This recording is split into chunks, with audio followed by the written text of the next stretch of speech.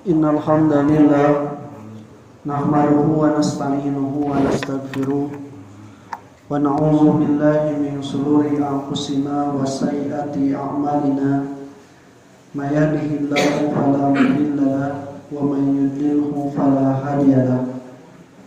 Asyhadu an la ilaha illallah wahdahu la syarika lahu wa anna Muhammadan abduhu wa rasuluhu alladzi la nabiyya ba'dahu amma ba'd.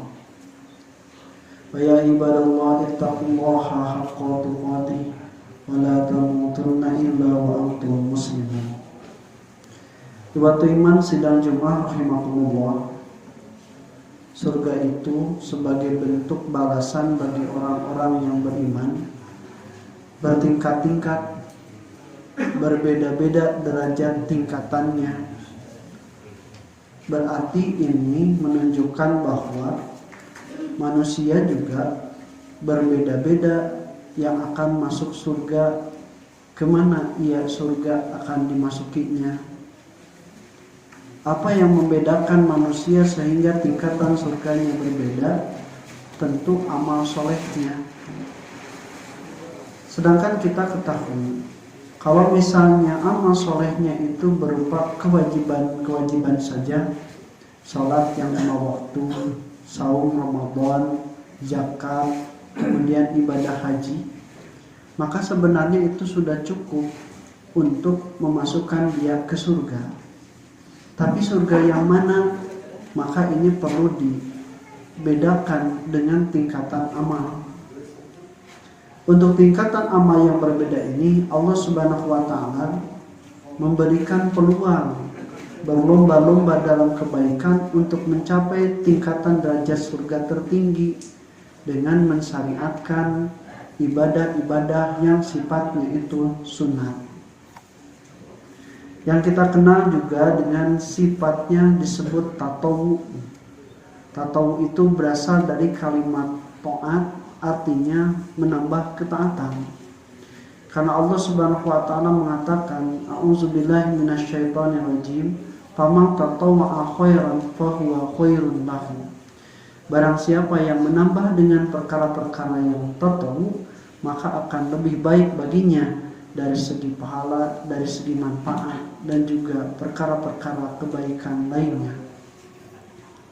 Nah, ikhwatu iman rahimakumullah, maka ketika dikatakan dari kewajiban ibadah tersebut, mana yang paling baik? Dari sholat, dari puasa, dari zakat, atau mungkin dari ibadah haji. Maka ternyata berdasarkan dalil-dalil yang muktabar, ibadah yang paling puncak bagi manusia itu paling baik adalah ibadah saum.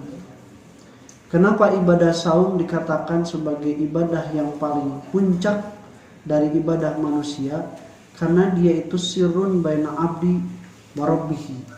Dia tidak kelihatan kecuali antara dirinya dan Allah Subhanahu wa Ta'ala sebagai Tuhannya. Bahkan Allah juga mengatakan berdasarkan hadis dari Rasulullah SAW, kullu amali ibni adama lahu illa siyama fa innahu li wa ana azzibihi. Setiap pahala anak Adam itu semuanya bagi dia, kecuali saum, maka itu bagiku dan aku yang akan membalas langsung pahala saum tersebut. Kalau sholat kelihatan takbirnya, kelihatan berdirinya. Tapi kalau orang yang saum kan tidak kelihatan. Oh mungkin lemas, belum tentu yang lemas saum. Oh mungkin kering bibirnya atau bau mulutnya, belum tentu karena dia sedang saum. Hanya Allah dan dirinya yang mengetahui. Kemudian juga ibadah saum ini dapat mengakumulasi, dapat mengkolaborasi berkaitan dengan ibadah-ibadah yang lain.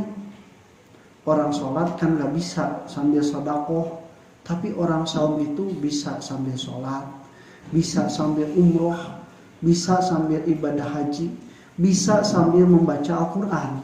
Makanya akan jadi double pahalanya karena saum. Karena sholatnya adalah sholat sambil saum, karena ibadahnya ibadah sambil saum. Nah, ikhwati rahimahumullah, Maka kalau saum sebagai ibadah wajib, yaitu saum Ramadan puncaknya ibadah yang paling baik, ternyata juga ibadah sunatnya otomatis menjadi ibadah-ibadah sunat yang terbaik dibandingkan dengan sholat sunat, dibandingkan dengan sodakoh, dibandingkan dengan umroh. Lalu apa yang paling terbaik dari ibadah sunat-sunat yang terbaik itu? Dari Senin Kamis, dari 3 hari di pertengahan bulan, dari saum Asyura. Maka kata Rasulullah SAW ketika ditanyakan tentang saum Arafah, maka kata Rasul, yukaffiru sanatal madiyah wal baqiyah. Maka saum Arafah lah yang paling besar pahalanya, karena dia menghapus dosa 1 tahun ke belakang dan dosa 1 tahun ke depan. Maka ikhwati iman rahimakumullah, orang-orang yang melaksanakan ibadah saum Arafah adalah melaksanakan puncak dari sholat ibadah-ibadah sunat, yang justru ibadah saumnya itu juga puncak dari ibadah-ibadah yang lain. Sampai Rasulullah SAW mengatakan pahalanya 2 tahun loh. 2 tahun itu 1 tahun ke belakang dosanya dihapus dan 1 tahun ke depan. Nah maka ikhwati iman rahimakumullah, lalu Rasulullah SAW ketika ditanyakan tentang hadis tersebut, ini menyebutkan dengan ibadah-ibadah yang lain, saum sunatnya, yaitu seperti saum Asyura. Saum Asyura juga dikatakan sebagai saum sunat, tetapi dia pahalanya itu hanya 1 tahun ke belakang. Berbeda dengan Arafah, yaitu tanggal 9 di bulan Zulhijjah pada tiap tahunnya, maka pahalanya itu sampai 2 kali lipat.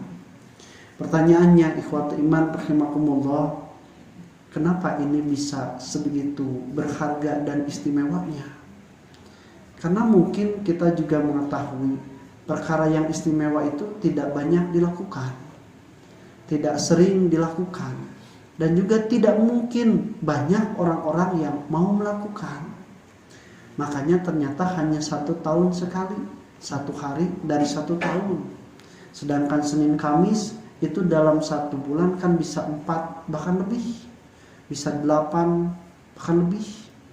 Kemudian juga yang 3 hari itu dalam 1 tahun 3 kali 12 36. Kemudian juga ikhwati iman rahimakumullah, Tasu'a dan Asyura 2 hari.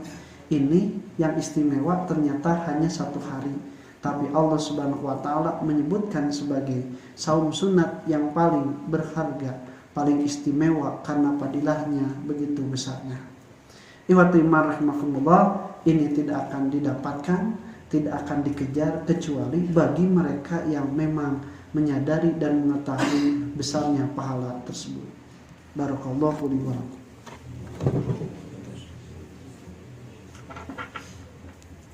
Alhamdulillah wa bihi nasta'inuhu ala umuri dunya wa din, wa la hawla wa la quwata illa billahil aliyyil azim.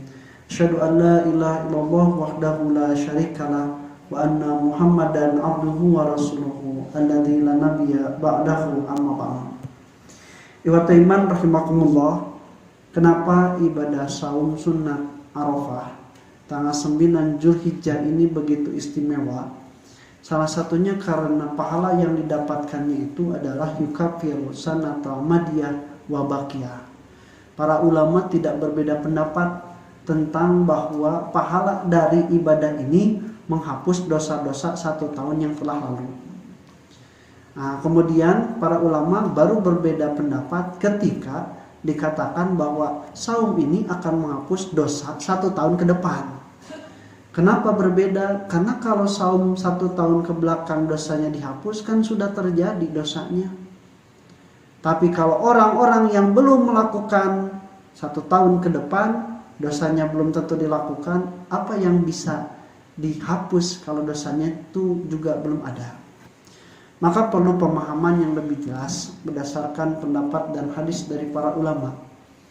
Yang pertama, ikhwati iman rahimakumullah, cukup bagi kita bahwa orang yang dijamin diampuni dosanya itu tidak ada kecuali Rasulullah SAW. Ini sebagaimana di dalam surat Al-Fathu ayat kedua. Liyaghfirallahu ma taqaddama min dhanbika wa ma ta'akhkhar. Supaya Allah sudah memaafkan, mengampuni dosa-dosamu yang telah lalu wahai Muhammad, demikian juga ta'akhkhar yang akan dilakukan ke depan. Kemudian ada juga hadis yang menyatakan ternyata para syuhada di perang Badar oleh Rasulullah SAW ternyata diberikan juga keistimewaan. I'malu masyitum faqad ghafartum. Silakan kalian melakukan apa yang kalian kehendaki karena kalian sudah diampuni dosanya. Maka ikhwati rahimakumullah, pemaknaan 1 tahun baik itu ke belakang dan ke depan menghapus dosanya ini ternyata kalau kita pahami berkaitan dengan pahala. Karena pahala inilah yang bisa menjadi suatu perbandingan ketika hisaban akan menghapus dosa. Dengan demikian Allah Subhanahu wa taala sedang menerangkan kepada kita bahwa amal-amal manusia itu yang termasuk dosa itu bisa dihapus dengan adanya amal-amal soleh berupa pahala-pahalanya. Maka ketika katakan bukan dalam artian orang ketika saum 1 tahun dosanya itu langsung dihapus. Kenapa? Karena dia otomatis dengan saumnya. Bukan. Tapi yang dimaksud pahala dari saumnya itu sangat besar sampai bisa menghapus dosa selama 1 tahun. Ini ibaratnya kalau orang punya hutang. Hutangnya itu misalnya cicilan, bisa harian atau misalnya bisa mingguan atau bulanan. Kemudian suatu waktu dia dapat bonus. Kalau misalnya cicilannya per hari taruh 50.000, sebulan 1,5 juta. Kalau setahun berarti sekitar 15 kali 12 mungkin 18 juta. Dia dapat uang 18 juta. Maka 1 tahun ke belakang hutang-hutangnya yang kita analogikan sebagai dosa kabayar. Bagaimana memahami kalau yang ke depan? Sama. Ketika orang sudah mempunyai 18 juta di depan, di muka, ketika nanti kalau misalnya dia punya cicilan, punya kreditan, dia itu sudah ada tanggungan, jaminan untuk melakukan itu. Gimana Ustaz kalau misalnya orang yang tidak punya dosa, baik yang sebelumnya atau misalnya sesudahnya, apakah rugi karena tidak menjadi penghapus dosa? Kan saumnya itu berfungsi sebagai penghapus dosa. Nah, bagi orang-orang yang dosanya itu tidak ada atau dosa-dosanya itu ternyata lebih kecil, maka pahalanya tidak akan hilang. Dia akan dapatkan sebagai sesuatu yang tadi menaikkan derajatnya sampai dia itu berbeda tingkatan di surga yang akan dia masuki. Oleh karena itu ikhwatu iman rahimakumullah, bagaimana kalau misalnya ketika seseorang sudah saum Arafah, kemudian 1 tahun ke depannya itu dia melakukan dosa, maka apa yang dia dapatkan dari pahalanya itu bisa menutupi dosa-dosanya. Pertanyaannya, apakah semua dosa? Para ulama jumhurnya mengatakan bahwa tidak semua dosa. Walaupun ada seperti Imam An-Nawawi karena sifatnya umum itu termasuk dosa besar. Tapi yang mutabar mengatakan bahwa dosa-dosa besar itu hanya bisa dihilangkan dengan tobat yang sahihah, atau mungkin ada yang terkena had, atau mungkin yang harus ada perhitungan pembayaran ketika berkaitan dengan hak sesama manusia. Maka dosa-dosa yang dihapusnya itu adalah dosa-dosa yang kecil. Dosa-dosa yang terhapus tadi dengan pahala yang tadi. Seperti saya analogikan bahwa dosa-dosa yang kecil itu kalau pahalanya itu 18 juta, maka ketika dia hutangnya 1 juta tertutup. Ketika dia hutangnya itu hanya 2 juta tertutup.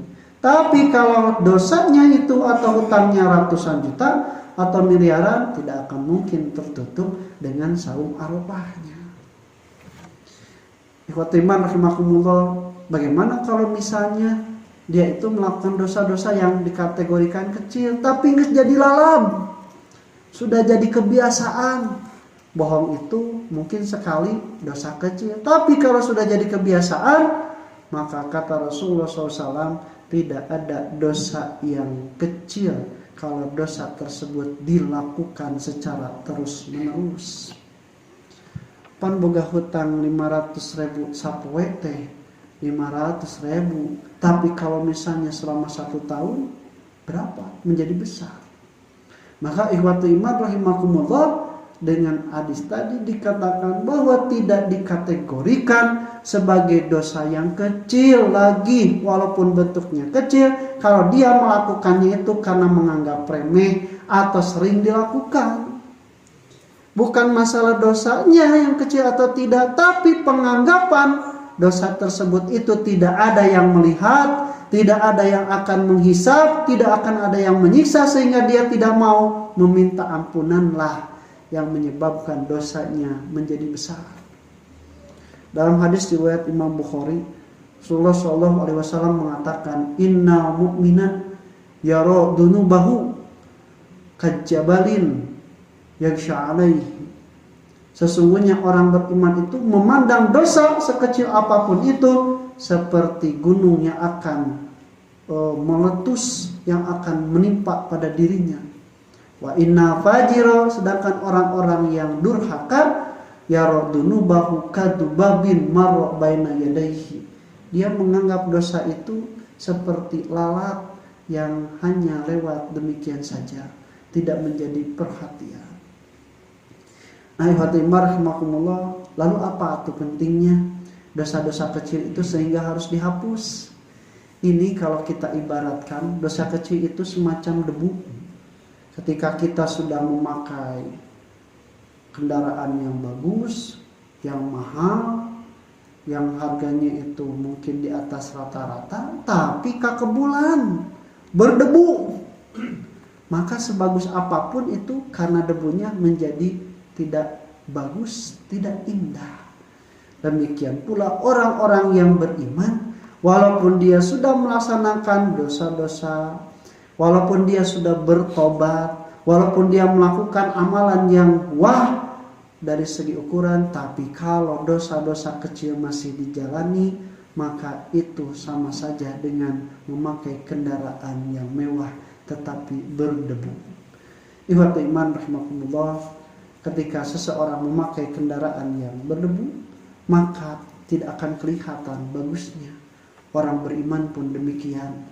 Walaupun dia banyak melakukan amalan yang besar, tapi kalau dosa-dosa kecilnya itu meliputi dirinya, maka akan menutupi bagusnya amalan-amalan yang besar.